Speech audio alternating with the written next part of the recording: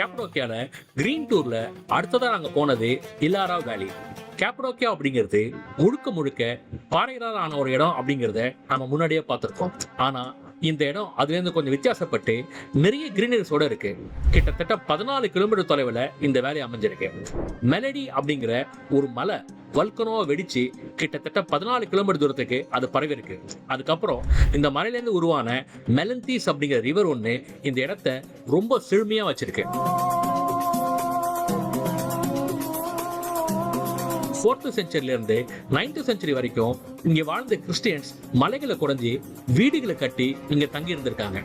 ரொம்ப கிரீனரியா இருக்கக்கூடிய இந்த இடத்துல ஹைக்கிங் போறத மக்கள் ரொம்பவே விரும்புறாங்க. டூர் ஆபரேட்டர்ஸ் தங்களோட டூர்ல இந்த ஹைக்கிங்கை ஒரு சின்ன பாட்டா வச்சிருக்காங்க. இப்பவும் இந்த இடத்துல சில ரெஸ்டாரண்ட்ஸ் இருக்கு. சின்ன சின்னதா வீடுகள் இருந்தாலும் பெருசா மக்கள் யாரும் இங்க தங்குறது இல்லை. ஒரு 30 வருஷத்துக்கு முன்னாடி ஒரு எர்த்குவேக் வந்து இந்த இடத்துல இருக்கக்கூடிய நிறைய வீடுகள் இடிஞ்சு போச்சு. அதனால சேஃப்டி பர்பஸ்க்காக மக்கள் இங்க தங்குறது இல்லை. ஒரு பக்கம் நிறைய பாறைகள், இன்னொரு பக்கம் அழகா ஓடுற மெலந்தீஸ் ரிவர் அப்படின்னு ஒரு ஒயாசிஸ் மாதிரி இந்த இடம் இருக்கு. பாறைகளுக்கும் ரிவருக்கும் நடுவில் இருக்கக்கூடிய சின்ன பார்க்ல தான் நம்ம நடந்து போகணும். இந்த மெலந்தீஸ் ரிவருக்கு பக்கத்துல அந்த கரையை ஒட்டி நிறைய ரெஸ்டாரண்ட்ஸ் இருந்திருக்கு. இங்க வர டூரிஸ்ட் அந்த ஆத்து மேல இருக்கக்கூடிய வுடன் சேர்ஸ் அண்ட் டேபிள்ஸ்ல உட்கார்ந்து காலில் அந்த ஆத்து தண்ணி உரசிட்டு போக லஞ்ச் சாப்பிடுறது ஒரு நைஸ் எக்ஸ்பீரியன்ஸா இருக்கும் அப்படின்னு சொல்றாங்க. அன்பார்ச்சுனேட்லி நாங்க போன பொழுது லோக்கல் கவர்மெண்ட் அத்தாரிட்டி அந்த கடையெல்லாம் பேன் பண்ணிட்டாங்க அப்படின்னு சொன்னாங்க. இருந்தாலும் ஒரு 45 மினிட்ஸ் மேல இருந்து கீழே இறங்கி மெலந்தீஸ் ரிவர் வழியா மெதுவா நடந்து போய் திரும்பி மேலே ஏறி வந்த ஒரு எக்ஸ்பீரியன்ஸ் ரொம்ப சூப்பரா இருந்துச்சு. இந்த ஹைக்கிங் முடிஞ்ச உடனே அங்க இருக்கக்கூடிய ஒரு லோக்கல் ரெஸ்டாரண்ட்ல லஞ்ச். ரெஸ்டாரண்ட்ல இருந்து நீங்க சுத்தி பார்த்தீங்கன்னா அந்த மவுண்டன் அண்ட் ரிவர் வியூ ரொம்ப அற்புதமா தெரியும். லஞ்சுக்கு அப்புறம் நாங்க போன இடம் நார் லேக் அப்படின்னு சொல்லப்படுற ஒரு சின்ன லேக். இது ஒரு பொமோகிரானேட் ஷேப்ல இருக்கும். அதனாலதான் இந்த பேர் இருந்துச்சு. நார் அப்படின்னா டர்க்கிஷ்ல பொமோகிரானேட் அப்படின்னு அர்த்தம்.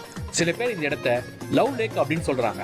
ஏன்னா ரஃபா பார்க்கும் பொழுது இந்த இடம் ஒரு சின்ன ஹார்ட்டின் மாதிரி தெரியும்.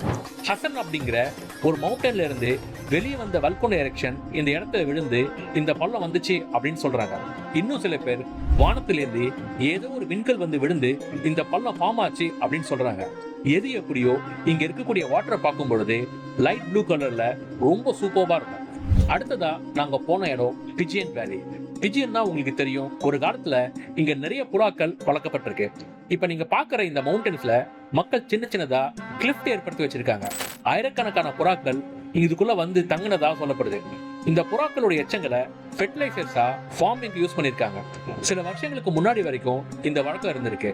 இப்ப மக்கள் அங்க போறது இல்லை. பிஜியன்ஸோட வருகையும் கொஞ்சம் கொஞ்சமா குறைஞ்சிக்கிட்டு இருக்கு. நாங்க போயிருக்கும் போது கொஞ்சம் புறாக்கள் இருந்துச்சு. அந்த புறாக்கள் எல்லாம் கிளிப்டுக்கு போகாம ரோட்லயே சுத்திட்டு இருந்துச்சு. ஏர்லி மார்னிங் சன்ரைஸ்லயும் சன்செட் அப்பவும் இந்த இடம் பாக்குறதுக்கு ரொம்ப அற்புதமா இருக்கும்.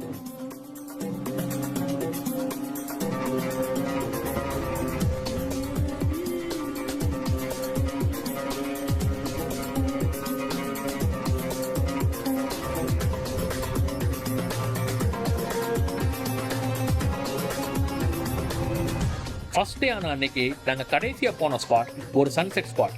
கேப்படோக்கியால நிறைய சன்செட் பாயிண்ட் இருக்கு. சன் ரைசிங்கும் சன்செட்டும் இந்த மலைகள்ல இருந்து பாக்குறது ஒரு பியூட்டிஃபுல் எக்ஸ்பீரியன்ஸா இருக்கும். நாங்க போனது ஒரு summer time, September first week அப்படிங்கிறதுனால சாதாரணமா ஈவினிங் 7 to 7:30 தான் சன்செட் ஆகும். அது வரைக்கும் வெளிச்சமாவே இருக்கும். நாங்க போன அன்னைக்கு சன்செட் டைம் 7:20. ரொம்ப பெரிய கூட்டத்தோட அங்க போய் உட்கார்ந்தோம்.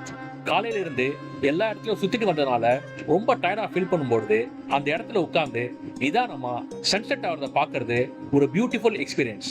சன்செட் ஆனதுக்கு அப்புறம் மேல இருந்து கீழே பார்க்கும் பொழுது ரெஸ்டாரண்ட்ஸ், கடைகள் அப்படின்னு எல்லா இடங்கள்லயும் லைட் போடப்பட்டு ஒரு கார்னிவல் மாதிரி அந்த இடம் இருக்கும். கேப்படோக்கியால செகண்ட் டே அன்னைக்கு நாங்க போன ஹைக்கிங்கை பத்தியும் நாங்க பார்த்த விஷயங்களை பத்தியும் அடுத்த எபிசோட்ல உங்களோட ஷேர் பண்ணிக்கிறேன். தெஷிக்குலே.